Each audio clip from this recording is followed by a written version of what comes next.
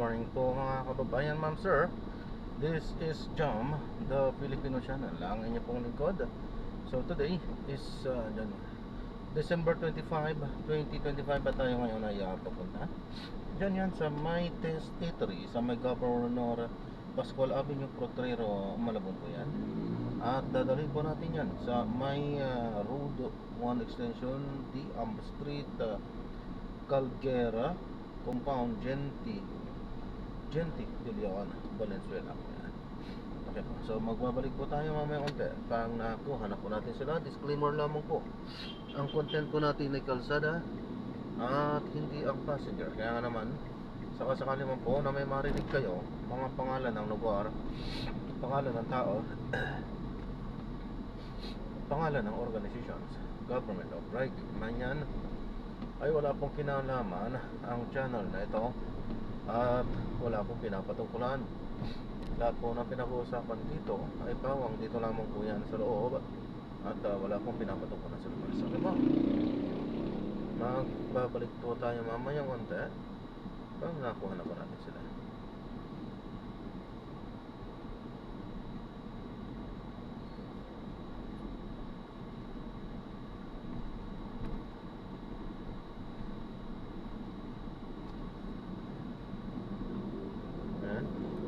Tala, makinig tayo ng mga nagbabagang balita at mga tala. Ayan.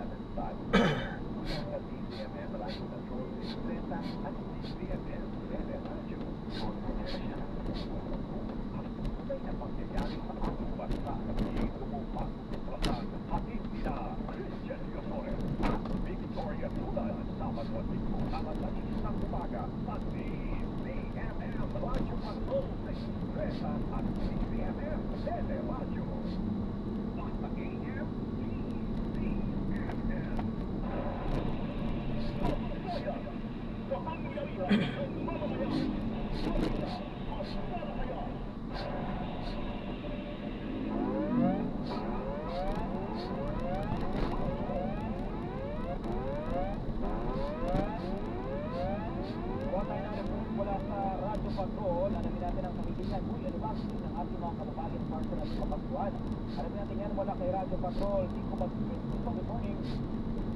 Good morning, Christian. Tunay na ang Pasko ay para sa pamilya. Kaya naman, ang karamihan sa mga namamasan dito sa Quezon Memorial Circle at iba pang pagkelo dito sa Quezon City na inibutan ko ngayong umaga ay talaga namang itutuloy ang pagkakataon na makasama ang kanilang mga mahal sa buhay ngayong araw.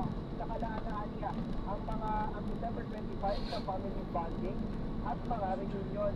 Kaya kahit hirap man sa buhay, malaking biyaya na anda ang makapili ang pamilya. Pero ano nga ba ang bilan sa kanilang bumuting kasimulan ngayong Pasko? Narito ang pahayag ng ilang mga namamatal dito sa Parque sa Quezon City. Wala naman po, pang-ilan. Kasi, yung hirap, natural naman ang training, di ba? Ano lang po, maging masaya mga ano, lagi. Yun ba? Malutog lang kami, manulat na sa pupo, walang yung mother. Yan lang, para lang sa amin. Ayan, sana bigyan pa kami ng mga buhay para maalagaan namin ng isang apo namin. Yan lang. Mabuting kalusugan niya, Christian, ang itatanong na biyaya at patuloy na pinagdarasal ng mga kababayan natin ngayong Pasko. Samantala, patuloy din ang pagdami ng mga namamasal dito sa Quezon Memorial Circle ngayong araw kung saan libre ang pagpunta at pagpasok dito sa parke. Ito naman kapatid na dito yung Aquino Park and Wildlife, mas kaunting namamasal dahil may bayan ng entrance na 50 pesos para sa mga bata at 20 pesos naman para sa mga adult o matatanda. Bukod pa yan sa 30 pesos na pwede gayon pa man, iba't iba man ang atraksyon dito sa Quezon City, katulad na lamang sa Ninoy Aquino Park and Wildlife na may lagoon sa iba pang mga halaman at playground. Talagang ang isa dito ng mga kababayan natin ay umakapiling at makasabay ng mga mahal nila sa buhay, mga kapamilya nila ngayong araw ng Pasko. Yan ang balitang kumpirmado, sigurado Senado. Ito ang Radyo Patrol, Nico Bagsit, DDFF. Maraming salamat, Radyo Patrol, Nico Bagsit.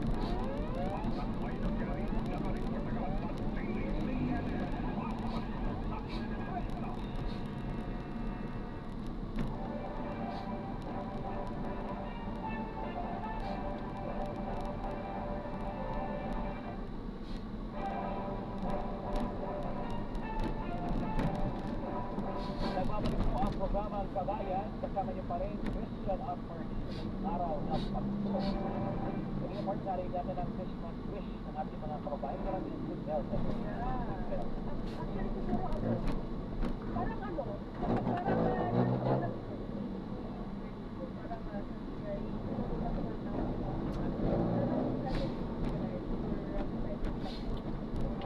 Totoo naman mahirap ang buhay, pero think of it way of thought na huwag natin masyadong namnamin. Pero napakano pa rin sa atin yung pag-ako tayo. At yan ay nakambal yan ay siyempre ang responsibilidad ng mga opisyal natin na makikinig sa atin yung maginhawa at maayos na buhay. Para tayo mga Pilipino ay hindi naman po basta lamang nakukonsenso doon sa mababang kalidad ng pamumuhay para doon sa iba. Diba di naman natin nilalahat. Maaari mo iba na talagang maginhawa ang buhay, magandang sabi ng buhay. Wala parang Pilipino lahat kasi. At karamihan po kasi hindi nakakaranas ng hawak ng buhay. Oo. At nakakalungkot naman kasi iba, parang ito, sanay na lang, baga nakontento na, okay lang din naman. At hindi may nagagad lang sobra-sobra. Pero ako naniniwala ko pang na nagpapaano kung yung patanggap ng sitwasyon ng sa atin. Deserve pa rin naman natin ng maganda-ganda maayos na pagkakas. Mas sa kabila ng bukod sa mga pinugugol natin nasa pagkakatrabaho. Para sa mga nagsisahay. Parang gusto ko malapit ng lahat. Na makagranat ko sa maginhawa ng buhay. Para nga Lalo na ngayon, kailangan ko maging maginhawa ang buhay dahil ang taas ng bibigin, partner.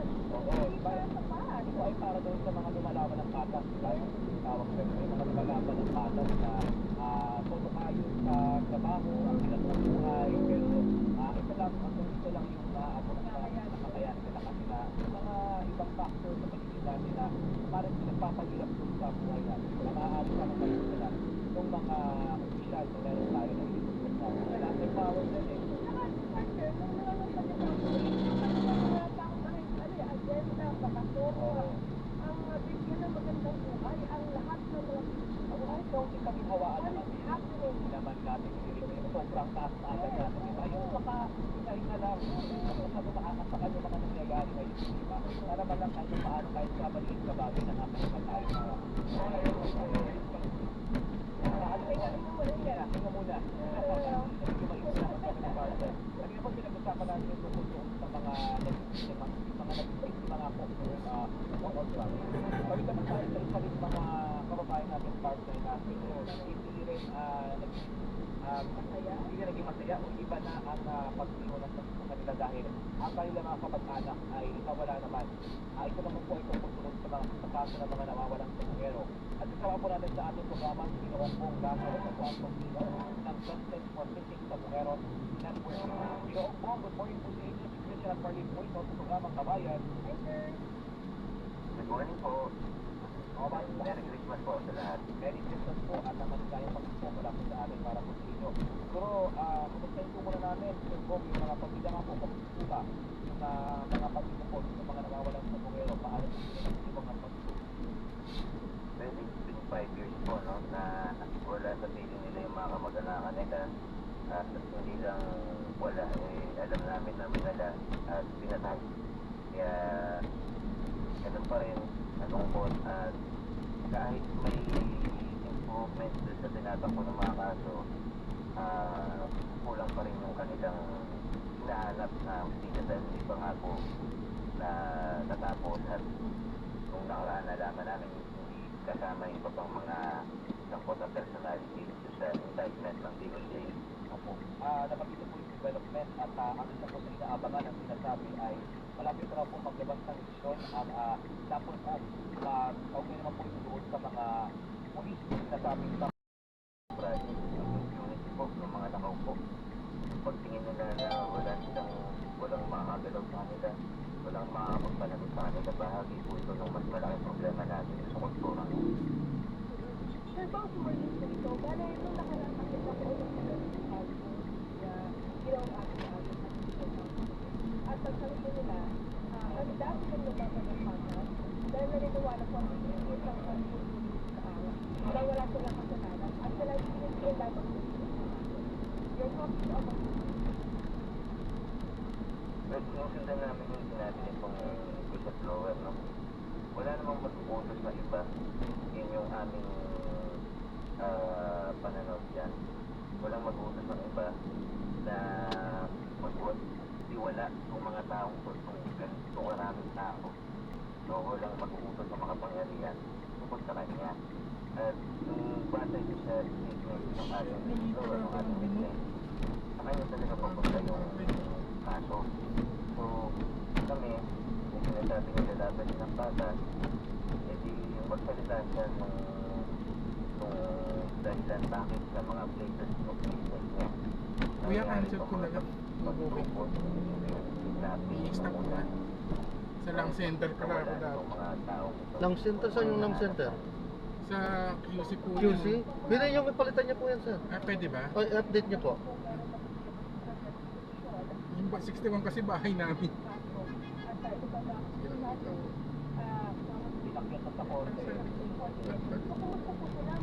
Paano po mapapalitan? Doon sa may pin drop off, update po siya. I-update niyo.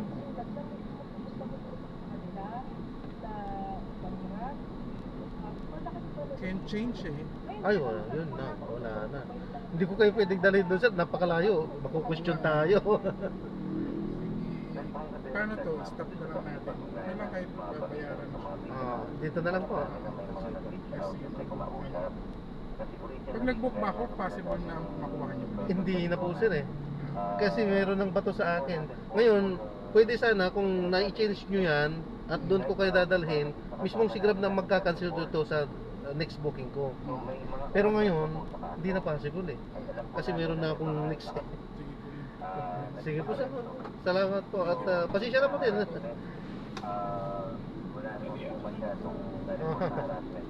Although, Sige po. investigation in 5 years yung pinagdaanan na pinagdaanan nila, mismo sa